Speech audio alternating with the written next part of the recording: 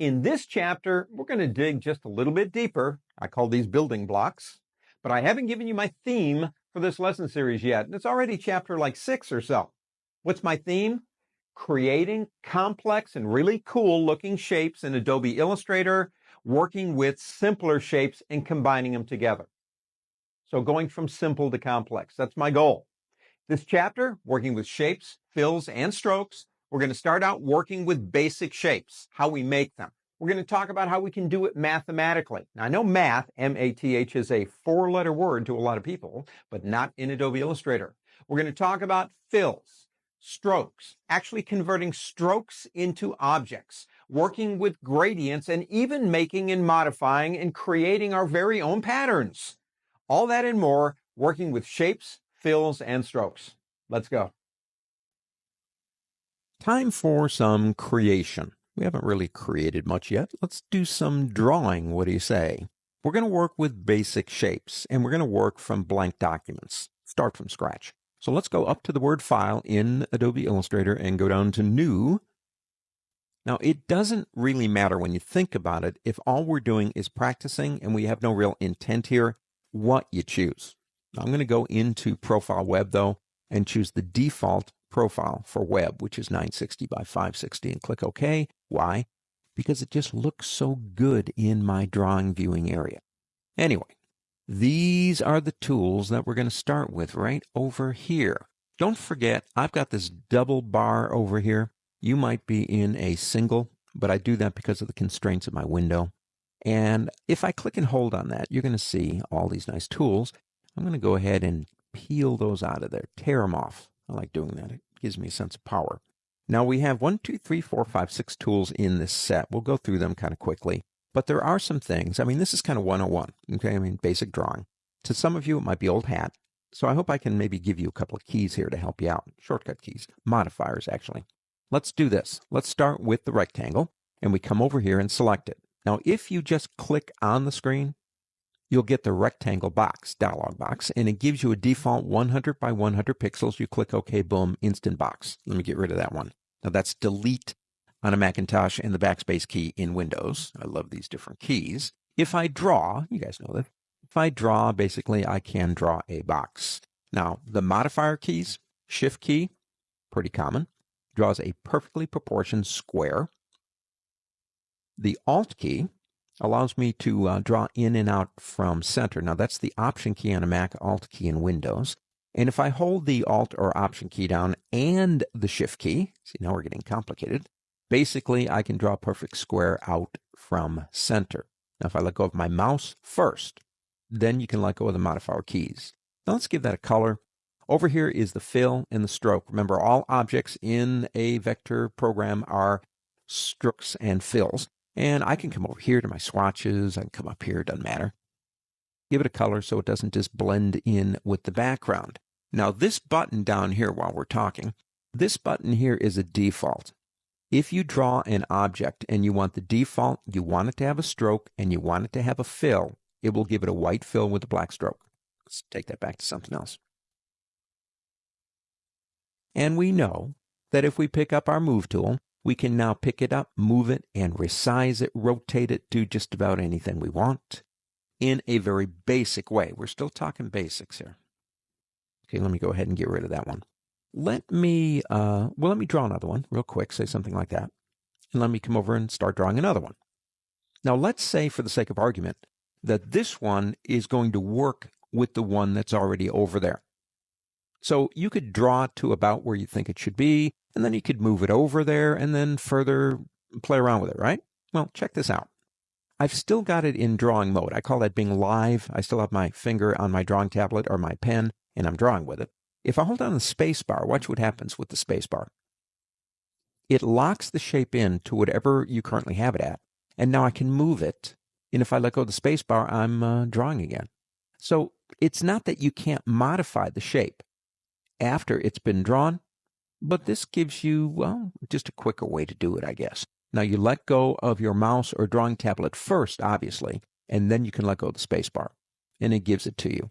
Now, if you do want to change one of these, but you don't want to go back to the selection tool, if you come over on your keyboard and hold down the Control key, and that would be the Command key on a Mac, Control key in Windows, and you select one, you could pick it up, you could change it. As long as you're holding that key down, you have control. When you let go, you're back to whatever drawing tool you had. So that's another one that can help you out. Let's do Control-A, Delete. Here's another one I like, and that's the rounded rectangle. If I come over and start drawing with it, I get a rounded rectangle. If I click my mouse somewhere, you can see it has a corner radius. And the corner radius is determined by how you use it or the last time you used it. It's called sticky. Okay, so last time I used it, I had a 21. The default actually is 12. And that will be there if you close the program down and reopen it with a new document. And don't forget where that is. If you go to the word Edit in Windows or Illustrator on a Mac and go to Preferences and go into General Preferences, your default corner radius is right here. So if you're doing a particular project and you want the corner radius to always be the same thing, you could do it right here, change it. I'm going to click OK. So I have one object that has a corner radius of, 21, and this one over here has now got 12, big deal. Let me go ahead and do Control-A, Delete. When I draw something, the math to me is important because once I've established something, then I need the math to kind of replicate or do things over and over again. It makes sense, and that's important. But my initial way of doing something is visually, not mathematically. So when I'm drawing again, basically I don't like that corner radius, and I know a higher number is going to be more exaggerated and a lower one will be sharper, but I don't know what it looks like. I don't know what a 21 looks like. Well, here's what you want to do. As you're drawing, reach over on your keyboard with your other hand. Don't let go of the mouse or your drawing tablet, and press the up and down arrow keys. That's the up arrow key, and this is the down. Now, if you use the left and right, you can go all the way back to square or maximum. Left and right is minimum, maximum, and up and down is increase or decrease. Once I've established visually what I want, I can then click my mouse over here, and I can see that's 25 points, and maybe I'll make a note of that because I need other things at 25 points. So using the up and down arrow keys, don't forget the shift keys and all the other stuff we talked about. Let's get rid of that.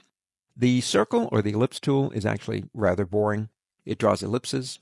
If you hold the shift key, it draws circles. If you use the alt key, it goes out from center. If you use the alt key and the shift key, it goes out from center, and it's a perfect circle. That's it. Boring. Let's go to this one right here, the polygon tool.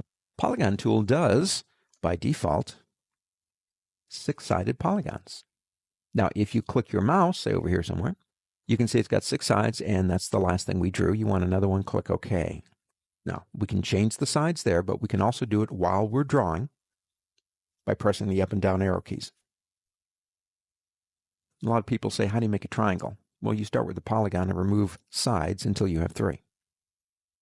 Okay, there's that one. Let me go ahead and Control-A, Delete again, or Command-A on a Macintosh. The star. If we come over here and draw, we get a typical, you can hold the shift key down, you get a 5-pointed star. Now here is a radius 1 and a radius 2, which is what I did over here. Radius 1 is the outside point and radius 2 is the inside point. So if you want that to be different, maybe you want the star points out further, you could change that number. You could change this number to bring the inside in, and you can change the points. Let's not do it that way. Now again, I'm drawing. If I press the up and down arrow keys, I can add more points. I can make a triangle this way too, but that's not all. Let me go ahead and go back to something like that.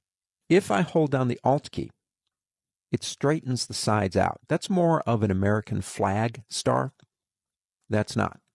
They're straight like that. But watch what happens while I'm holding the Alt key down as I begin moving it. So it just gets bigger and it stays in proportion.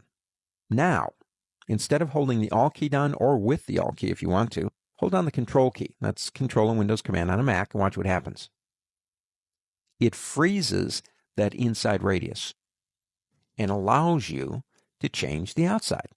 Now, if I let go, say here,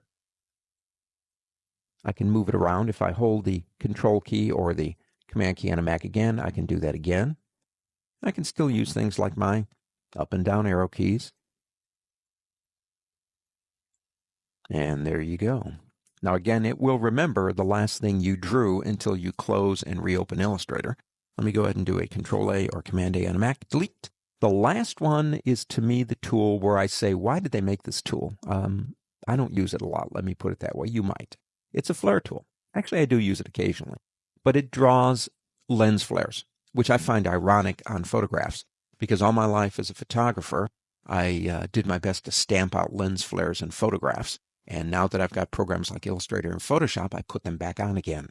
If you just click your mouse, just go ahead and click, you get all these different options, like the diameter of the center, the opacity, the brightness, how many rays do you want? Now, when I see the word fuzziness, that's how long they are.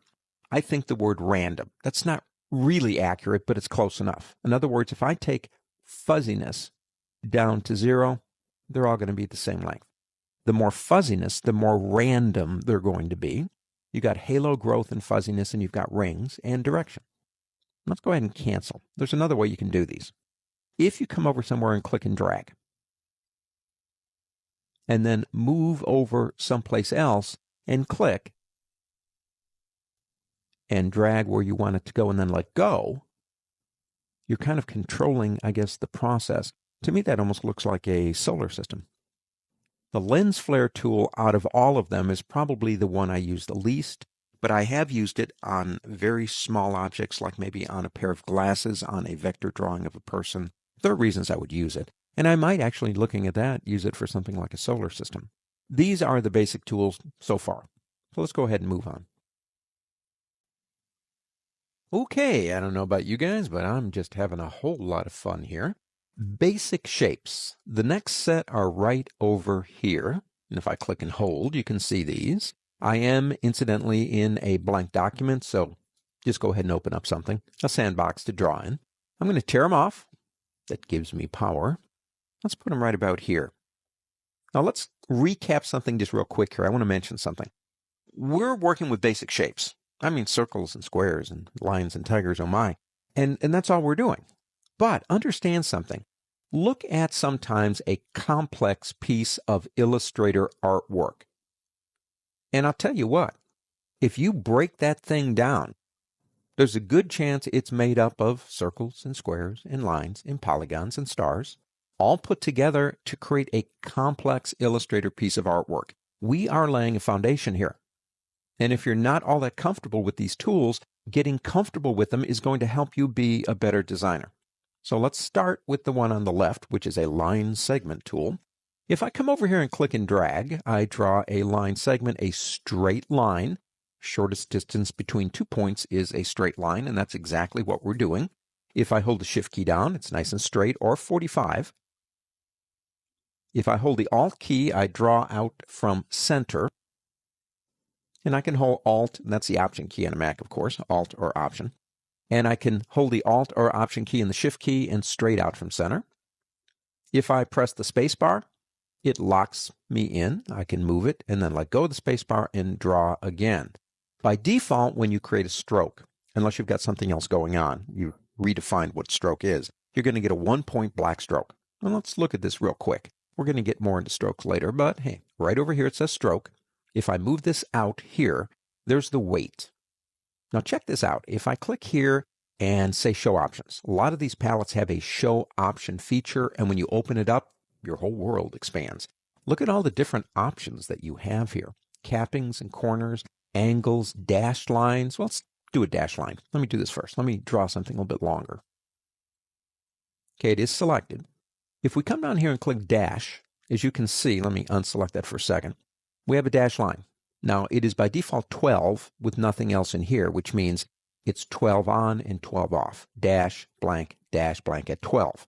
If I change the gap, well, let me reselect this again. Now, I'm holding the Control key down, and that would be the Command key on a Mac or Control key in Windows, and then I can reselect it. I let go of that key, and then I'm back into line drawing. And say I put a gap in here of 5.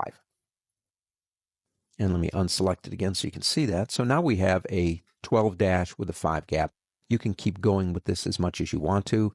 Arrowheads, lots of different things. We'll talk more about strokes later, but that's kind of a neat feature. Let me go ahead and select this again over here before I turn it off. Selection is kind of important, and the reason it is, of course, is that Illustrator needs to know what you want to do. and you tell it what you want to do by selecting something. So let me turn that off again. It didn't do anything before because I didn't have anything selected. All right, let me just close that out for now. We don't need that. And let me press Control A, and that's Command A on a Mac, Control A in Windows, and delete everything. And that, of course, is the Delete key in Mac and Backspace in Windows. Come to the next tool, and that is an Arc tool, the Arc of Truth.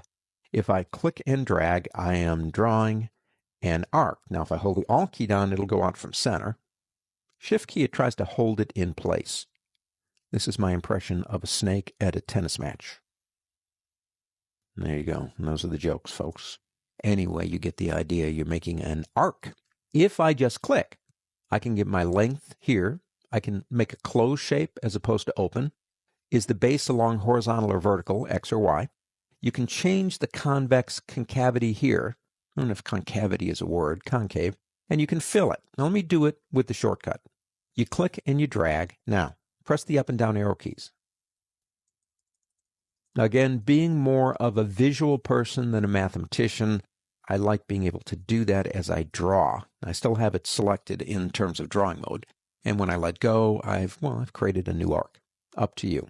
The next one over, Control A, Command A on Mac, delete. Let's do a spiral. Now, when I use the spiral tool, I get a default spiral. If I click over here, you can see we have a radius. We have a decay. Now, the decay is how it goes in as it decays. There's the number of segments, 1, 2, 3, 4, 5, 6, 7, 8, 9, 10, 11, 12. We can go clockwise or counterclockwise. Let's click OK, and, you make another one. Now, let me get rid of those two. A couple of tricks.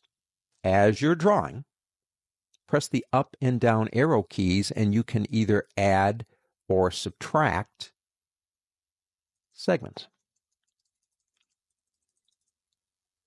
If you hold the Alt key down when you make it larger or smaller, watch what happens.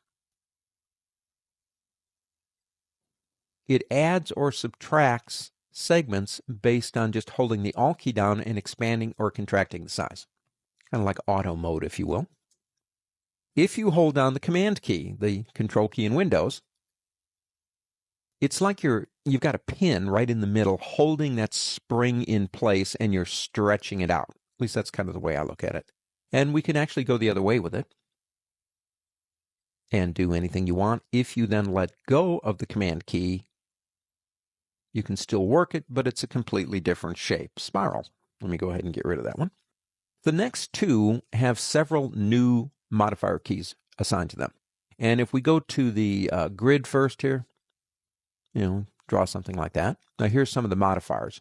Shift key, of course, is perfect square. Alt key is drawing in and out from center. We know those. Pressing the space bar, we can move it and then let go again and start drawing. But what if we want more rows or columns? Up and down arrow keys, left and right arrow keys. So left and right arrow keys are more or less in terms of columns, and up and down are rows. But that's not all. Keep it selected. I'm going to reach over on my keyboard and press the X or the C keys. Now watch what happens. It skews it. And if I press the F and the V keys, it skews it the other way. X and C, F and V. Okay, let's get rid of those. Last one, same keys though, but it does circular stuff. So the up and down arrow keys will increase the concentric circles, and the left and right arrow keys will increase or decrease the pie pieces. You could make a bullseye, I guess. Let me go ahead and add a few more in there. The X and C keys kind of skew the circles, kind of make it look like a tunnel, I suppose. And the F and V keys skew the pie pieces. Now, once you let go of all the tools in the last two lessons we've been talking about, once you let go of your mouse or your drawing tablet, the shape is, in a sense, locked in. You can't come back and say, I want to change something again by using those modifier keys. You'd have to start drawing it again, which might not be the end of the world. When we go a little bit further, we'll see how now that we have a shape, we can take it apart, we can transform it, we can fill it with colors, do anything we want to. We're just talking basic shapes here. That's all we're doing. Go ahead and open up a blank document. I'm going to make a statement that you're either going to love or you're going to hate, depending how you feel about the subject. Math. What about it? It's all about the math. Now, we have an expression in the United States, and we would say maybe, well, math is a four-letter word. Now, most of the words that you would not use in the English language that happen to be words, you just wouldn't say, are 4 letters long. So when we say math is a 4-letter word, we're saying we don't like it. I'm kind of on both sides of the fence on that. I understand in a program like Adobe Illustrator the ultimate importance of mathematics and knowing numbers, but I don't want it to control me. I look at math as being on the left side of my brain, all nice and organized, and everything's neat and tidy and dusted. And then the right side of my brain, which is my total disorganized creative side, and I don't want them getting together too often because I don't want to lose my creativity. Now, with that said, sometimes I need math, and sometimes I need a calculator. What I'm going to show you, if you don't know this one, it's kind of cool, is something that you can use with just about any tool in Adobe Illustrator that you're drawing or working with. So let's do this. Let's just pick up the ellipse tool. Now, if I come over here and draw an ellipse, let me make that a perfect circle by holding the Shift key down. Let go. So my first circle, let's go ahead and give that a color too. My first circle basically is drawn just what I want. I hadn't looked at size. I don't care about size. I'm just looking at this thing right now and saying, okay, that's the size that I want.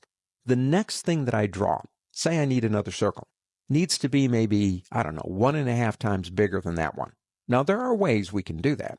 You can come up to transform, for example, and there is the width and the height. And you could calculate 1.5 times that number and add that number or plug it in, and boom, you've got it. But there's an easier way to do this. Let's get out of here. Come somewhere on your screen and just click. Now, we have the ellipse tool selected, so it's going to open up my width and my height. And I've got 148.4536 pixels. And I need a circle that's 1.5 times bigger than that. And I'm going, oh man, I don't know what that is. I'm going to have a calculator. Well, the calculator is actually built in, and it has been there forever. I love this feature.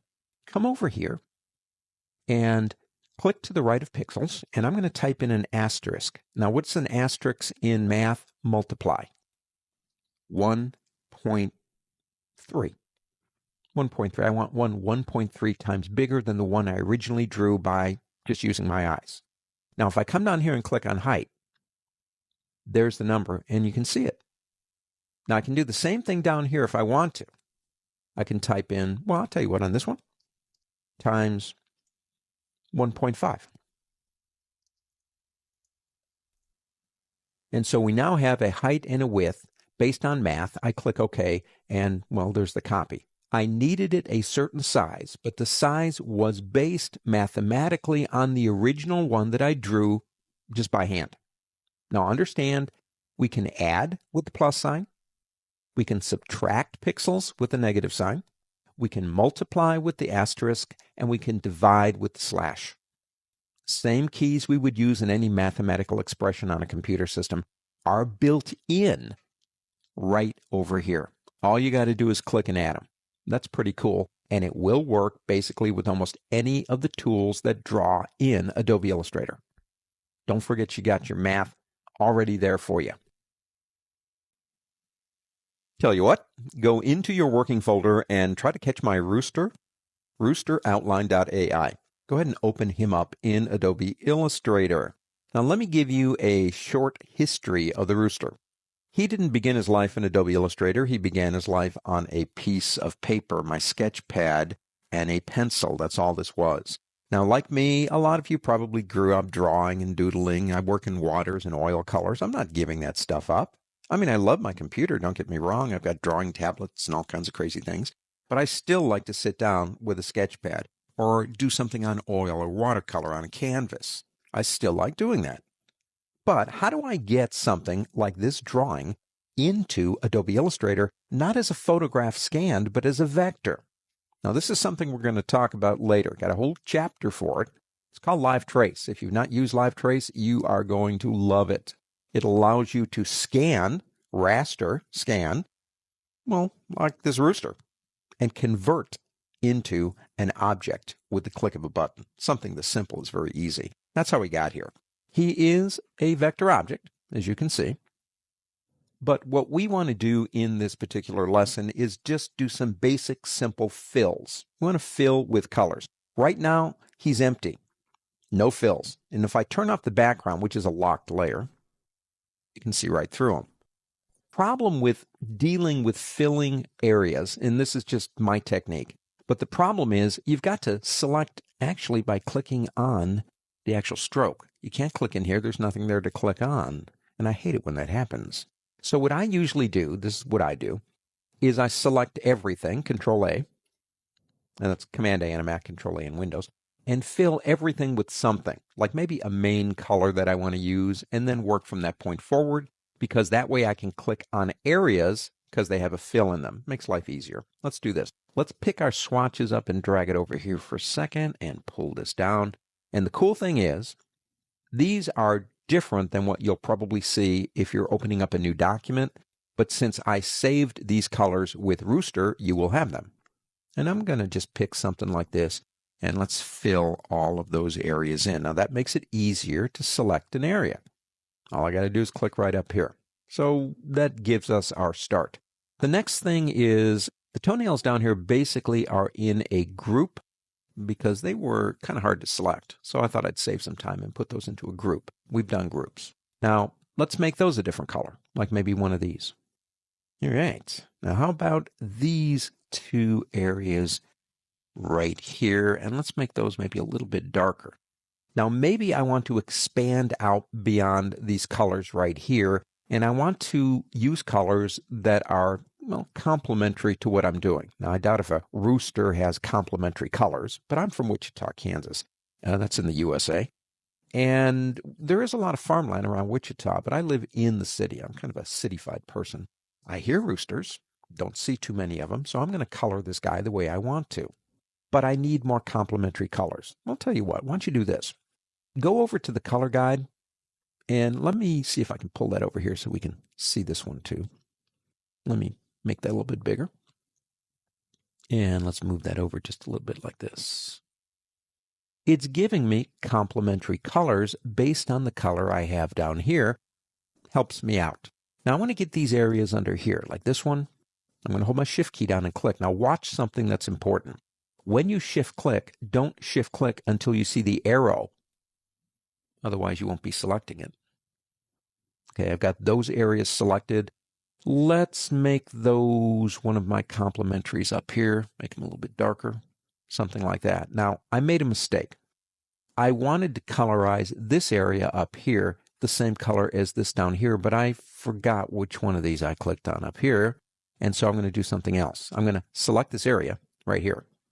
I'm going to pick up my eyedropper tool over here, and then I will click over here, and it will be more than glad to fill that area for me. You're getting the idea. Let's do one or two more areas. Let me go ahead and zoom in first. Oh, say right about here, because those areas are kind of small. Now, I do know COMB, that's a comb. See, I know what that is. If I select it, I've always seen those as red on roosters, and so I'm going to come back over here and choose a red, and I go, whoa, that's more red than what I want, so I can mute it down over here in the color guide. Control. Let's do his beak. Okay, if we get the beak selected, and we got it selected, let's make that one of these over here. I think beaks are kind of grayish. And let's go ahead and pick up that nose hole right there and make that black. And let's make the center of his eye black. And let's see if I can get that outside of the eye. No, I'll tell you what, let's make that even bigger. Go big or go home. And let's try that again. Third time's the charm. There we go. And, well, whites of their eyes. I don't know if chickens have white eyes, but there you go. Mine does. And we could keep going with this. You get the idea.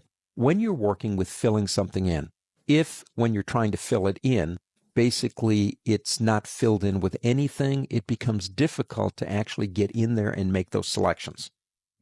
But if you have the ability to fill them in, which you do with, say, a generic color, you can then move forward and it makes it easier to fill those areas in. So, there you go. My chicken, actually rooster, of a different color. In the previous lesson, we did some very, very basic fills on my rooster. It's my interpretation as a city folk person of a rooster and colored it in ways that no rooster would ever be colored. It's time to give equal time to the stroke. Now remember, objects, object-oriented program, objects can have a fill and a stroke. They can have a fill or a stroke, or they can have no stroke or no fill. To you. Now, I mentioned something to you earlier. I said that even though we are working with these basic shapes, that a lot of very complex objects are nothing but basic shapes put together, and I want to prove that point. So let's go up to the ellipse tool. Let's start with this one. Come over here and draw me an ellipse, something, say, about like that. And I'm going to use my arrow keys, move that down just a little bit. I like using those arrow keys. That makes life easier. Now, we're getting ahead of ourselves in a couple of areas because we will talk more about this stuff later, but I want you to go to the pen tool up here. Now, what it does is basically takes smooth paths and converts them to straight, or vice versa. So if I click on this anchor point, it will convert it into a straight, and now you've got that kind of like straight look down here, which is what I want. Go up here and select the direct selection tool. Now, what you do is you make a little marquee right around that piece right there. So that's the only thing that's selected. Now make sure it is selected. Go over to your rotate tool. Come to the top of the shape right about there and hold the Alt key down. That's the Option key on a Mac. And you'll get the rotate dialog box. 15 is a number that's divisible into 360. I don't care what you use, but make sure it's divisible exactly into 360. 15 is going to be fine. I'll then come down here and click copy and watch what happens. Because remember, that's the only thing that's selected. That's exactly what I want. Now, what's next? Don't do anything. Don't touch anything until you do this. Hold down the Control key, Command key on a Mac, Control in Windows, and press D. Check it out. The sun has got its hat on. Okay, it came all the way around again because we had a number divisible by 360. Pick up your regular selection tool and go ahead and get rid of the original. We don't need it anymore. It's out of here. Now we're not done. Pick up your ellipse tool again, and I need to find the center and draw out a circle from center to cover those up. How do I do that? Well, I could eyeball it, make sure it's the right size, and move it if I need to, but I'll tell you what. I'm going to press Command, and that's Control in Windows, Command on a Mac, U. Now that's a shortcut for turning on smart guides. You may already have them on. But if I do that, I can then see where I am and get an idea of exactly where I think center should be. And then, that's probably it right there. I'm going to hold down the Alt key, Option key on a Mac, and begin drawing, and the Shift key too. So the Alt or Option key and the Shift key, and get it to the point of covering. Don't go too far. Say right about there. Let's see what happens if we stop right there. Well, I'm going to turn off, number one, I'm going to turn off my smart guides with a Control or Command U. That's one mean buzzsaw, but I need them all together as one piece. So again, we're getting a little bit ahead of ourselves, but I want to show you something that I love, one of my favorite panels. Go to the word window and go down to Pathfinder. I love these things. They are so cool. They allow you to do all kinds of stuff, and we will talk more about them later, but make sure you have everything selected. So let's pick up our selection tool, give ourselves a selection, and click this one right here. It's called Unite. Watch what happens. It will take as many shapes as you have and make them one. One simple shape, an ellipse tool, drawing two things, making, a sun, a buzzsaw, a ninja throwing star. Simple shapes make complex objects. Now let's close this out. We don't need it. We do have the fill here, so let's give it a color like the sun. Why not? Let me do this now. Let me go ahead and pick up my zoom tool, and let's zoom in on an area. That's probably more than we need. I'll use the shortcuts. Remember what they are. The Command key or the Control key along with the plus and minus keys. That's Control Windows, Command Mac. And let me move that over just a little bit like this. Let's talk about the stroke. Let me go ahead and pick up my selection tool first. And let's come over here and pick up stroke right there and pull it out.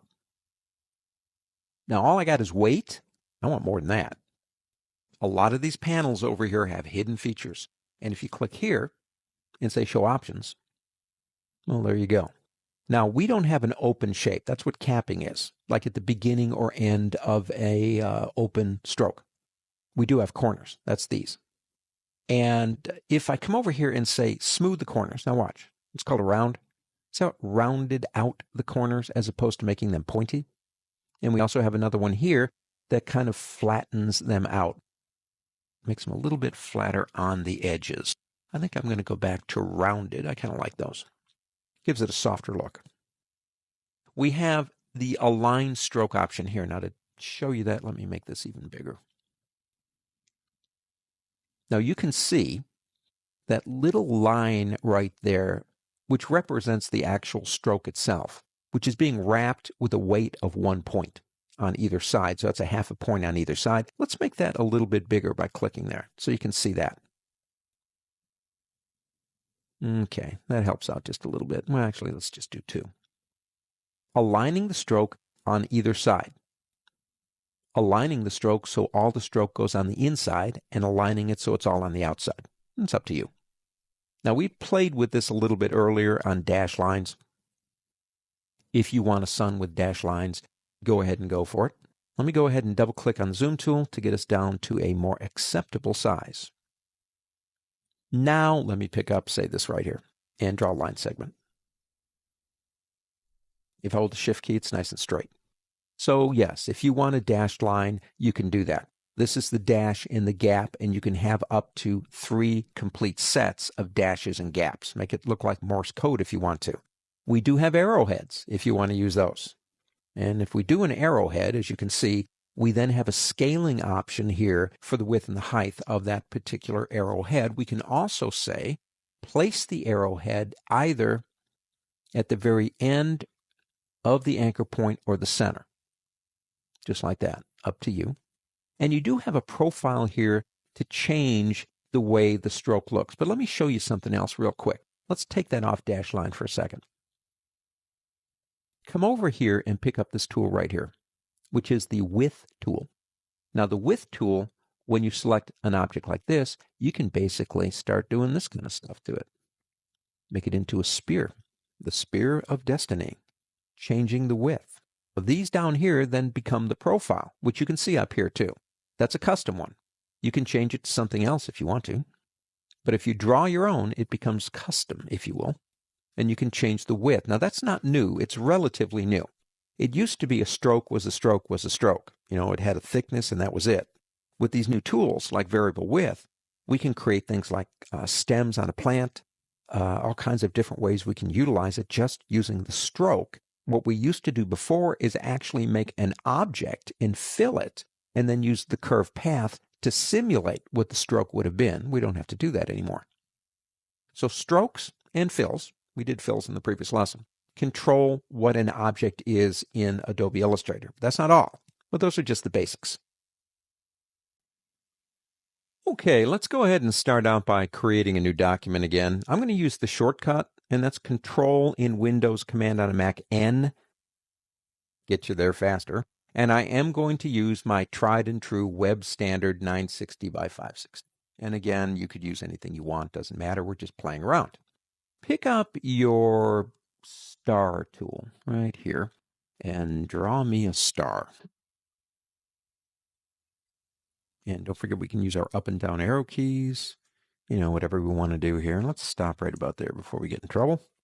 And I am in the Essentials workspace, but I did reset it. So I'm going to click this button right here because I like to see my stuff. And let's go ahead and make sure we got the fill over here and just give it a color so it's not just sitting there looking at us. Okay, what are we going to do next? Well, I want to show you something. Pick up a tool we used in the previous lesson, and that's the variable width tool right here. And come over and begin doing this. Just kind of pulling these out. And get about in the center. And, well, let me see you. There we go. Sometimes it doesn't like to cooperate with me. It's always the computer's fault. I hope you know that. But I have found out something is when the system is not cooperating with me and I get really frustrated, I stop for a second, take a deep breath, and realize it's probably something I'm doing, and it's not because Illustrator has decided it doesn't want to work for me anymore. I'm just kind of pulling these things out. Now, it is still a stroke. It's a variable width stroke. So it's still confined to being used, well, as a stroke. Let's say, for the sake of argument, that we don't want it as a stroke. We want it as an object that we can fill. How would we go about that? Well, number one, let's go ahead and pick up our selection tool and select it. Go up to the word object on the pull-down menu. You have something called expand appearance. Now, what that would do is simply to separate the fill from the stroke, but the stroke would still be a stroke. If we go down to the word path and go to outline stroke, it actually creates it now as a fill. It is no longer a stroke. So let's do this. Let me pick up my move tool. Actually, I already have it selected. If I come over here, it's in a group. I'm going to go object on group.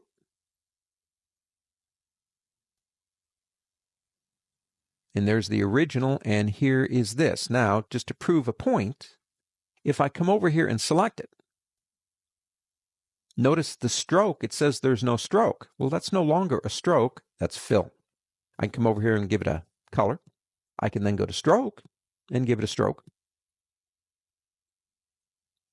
And you've got a completely different object based on working with variable width on the stroke and then converting it. Now, there is another reason why you might want to do this. Earlier versions of Adobe Illustrator did not have the ability to do a variable width stroke. So we haven't gotten to saving yet, but let's say you are saving this for somebody, and I know people that are using all kinds of versions of Illustrator going back like 100 years. If they're using a version of Illustrator that doesn't support variable width strokes, and you're giving them something with a variable width stroke, there's going to be a problem unless you do this. Because right now it's just objects and fills and strokes. That's all it is. So we can convert strokes, once we have played around with them, into their very own objects. Let's see. We've looked at making shapes, but we've also understood now that you can take simple shapes like circles and squares and make more complicated objects out of them, and we're not done doing that, I want to tell you. We've looked at fills, albeit they were just solid colors, and we've looked at strokes. Let's go back to fills, but let's work with gradients. Let's talk a little bit about how you can make gradients in this program. And I've got a new document open. Go ahead and open up a blank thing. And let's go ahead and draw a couple of shapes. So I'm going to, I don't know, pick up my rectangle tool, and I'll give myself a rectangle down here. I'll pick up the star tool, and I'll draw a simple yet functional star. And I'll pick up my line segment tool and draw me a line segment. And I'm going to stroke here, and I'm going to give that a little bit more thickness, like about 4 points. There you go. Now let's go back to our selection tool, and let's select here, and let's give that a color and this a fill color. So when you do that, you want to make sure, of course, that you have this selected over here. Okay, so I got a star, a rectangle, and a line. We're ready to go. If you come over here, you might notice something. This is the last fill color you used. This is the last gradient you used. And that's turn it off, whatever it is. Let's go actually into the swatches. We got room over here. And let's move this up here, and let's move this down. About like that. You do have some default gradients. So let me select the star and click, say, this one right here. And you get a standard run-of-the-mill, white on the left, black on the right, linear gradient. Now let's go into our gradient panel right here. Got the room, let's bring it out. It shows you here that it's linear. You can do linear or you can do radial. It's up to you. Let's leave it at linear for now. This button right here will give you some others that Adobe has, but I'll tell you, the most fun ones are probably going to be the ones you do yourself. But you could play around with those if you want to. This button down here allows you to change the gradient on the stroke or the fill. You can put gradients on strokes. And this one reverses the gradient. This one's the angle. We're on linear right now, so that's all we have up here for an option. This right here allows me to control where the colors are, add colors, or change what the colors exactly are by using these sliders. Okay. Now, if we get them really close together, we don't really have much of a gradient, but it could be for an effect. Let me pull those back again. You do have another tool if you choose to use it, and it's right over here. And watch what happens when I click it. You get that bar. Now, on that bar, if you touch it, there are your colors. You can actually do most of what we're doing over here right here if you choose to use that tool. Let's go back to our regular one up here. And let me pull that back this way. Now, you will notice you have an opacity and a location button down here. Let's change this to a radial. Now, in radial, one of the options that now comes up is this one right here, and it's aspect ratio. So if I go into, say, 30%, watch, well, it changes it from a circle into more of an elongated shape. It's up to you. And we can change that all day long. Let's take that back to 100%. Okay. So you can change the aspect ratio in a radial. Opacity, I like. Let's skip that one for a second. I don't want white and black. I want blue and yellow. I want something else. There are two ways that you can get a color over here. Number one, if I grab it from up here and drag it down, I can change it. The easier way, in my opinion, is if you select that color slider and then come up here and hold the Alt key down. That's the Option key on a Mac and the Alt key in Windows, and you can then change it just by clicking. To me, that's an easier way to experiment. Just hold that Alt key down and you got it. Let's go to something a little bit different. How about that? Okay, let's stop there. If you want to add a color, that's easy too. Come over here and grab one. Let's do this one. And pull it down on here until you see a plus sign. And you can add, well, just about as many as you've got room here. If you don't want it anymore, you can drag it off. And now we're back to our original 2. You have to have at least 2 to have a gradient. I like opacity. Opacity is not new. Relatively speaking, it is. It hasn't been there forever. But it allows me to take a fill color on a gradient, or actually, if it's just a straight fill too, and make it transparent. So if I pick up this one right here and grab opacity, and let's take it to 0. Now it looks white. It's transparent. If I come over here and move this over here, check this out. Look at that. You know what that's good for? You can make the coolest vignettes around an image by using a gradient with one of the colors as transparent, and you look through, you drop that on top of something else, and you have this really cool soft vignette. Opacity, that's a pretty neat one. Now, I mentioned that we can apply these to a stroke. So if I come over here and select this guy right here, and go into the stroke button right here, if I click an option like here, it literally puts that gradient on that stroke.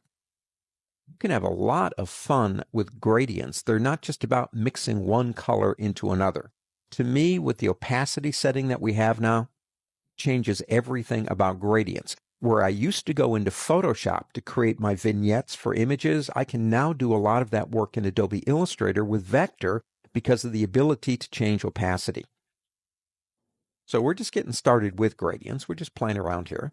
But gradients are one more way for us to work. Now let's say, for the sake of argument, that we like what we did here and we want to save that. Well, we come over here and drag it, just like any other color, over here. And there you go. You want to use it over and over again, just click the button. Gradients can get very complicated, and there are other tools to do gradients in Illustrator that we'll explore later, like the mesh tool. That's a pretty fun one too. But they've been there for a long time, but the newer feature, which I like, not really new, but one of the newer features I like is opacity. I think that really, really does a great job. When it comes to filling an object in Adobe Illustrator, whatever the object is, with a color, we've looked at solids, haven't we? And we've looked at gradients. But there is something else that we can use, and that would be a pattern. Now, I've got a blank document open, just a little sandbox to play in. And let's do this. Let's come over here and pick up our rectangle tool and do a nice beefy rectangle and fill that with a pattern.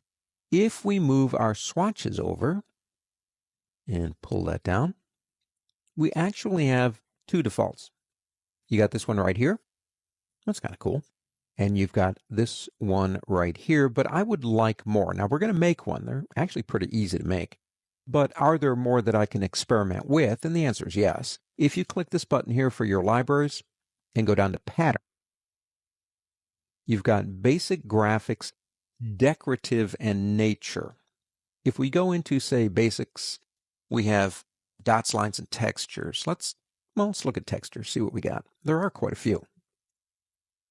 If I click one over here, you will notice it will, it'll change here, but it will also come over here. Let's pick one or two of these up until we find something we kind of like. That's interesting. Let's stop there. Close here. They're over here. Now, if you want to work on one of the pre-existing patterns, all you have to do is go into the swatches panel and double-click on it. You are now in the pattern editor. Now, the pattern editor has a button up here.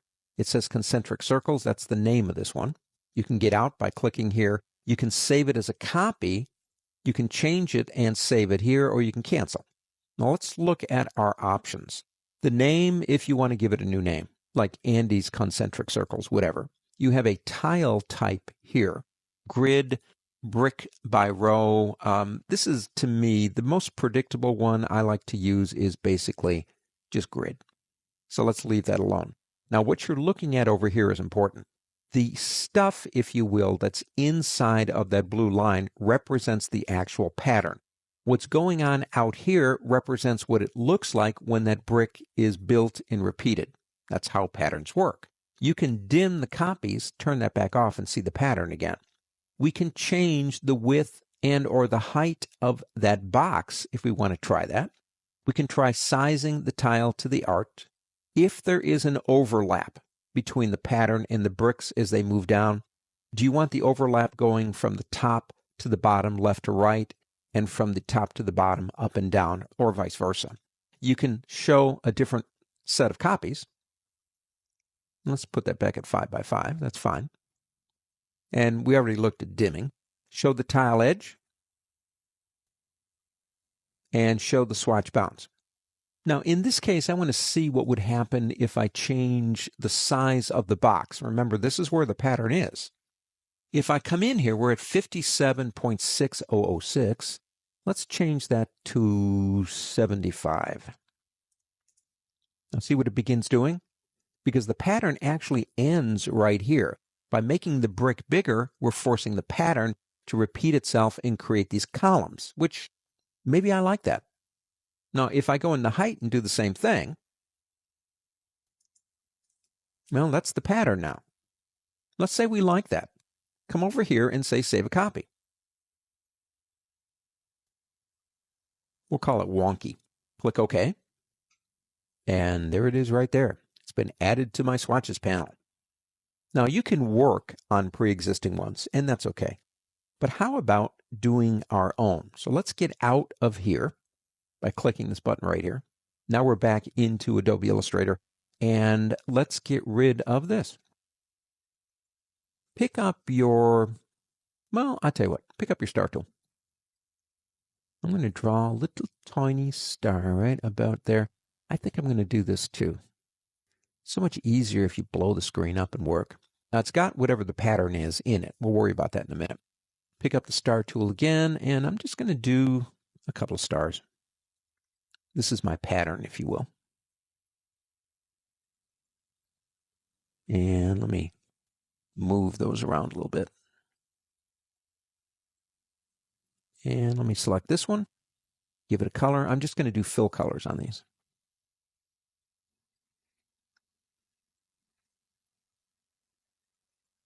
And let's do this one too. Make that green or something.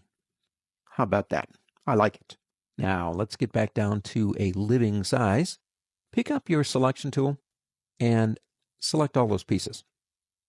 Just like that. Now, go up to the word object on the pull-down menu, go down to pattern and say make.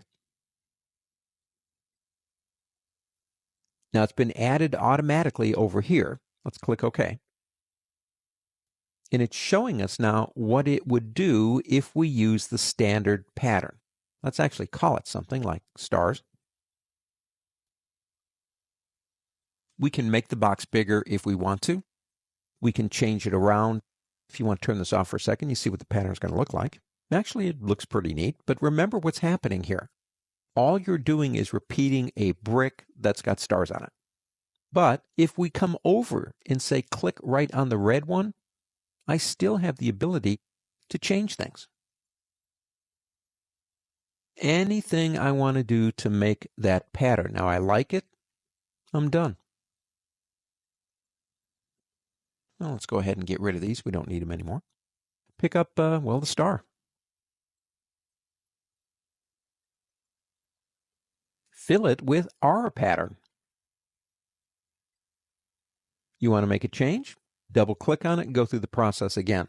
The new pattern generator, actually it came out in the previous version, is actually pretty cool. It's really changed how we do our patterns. Have some fun.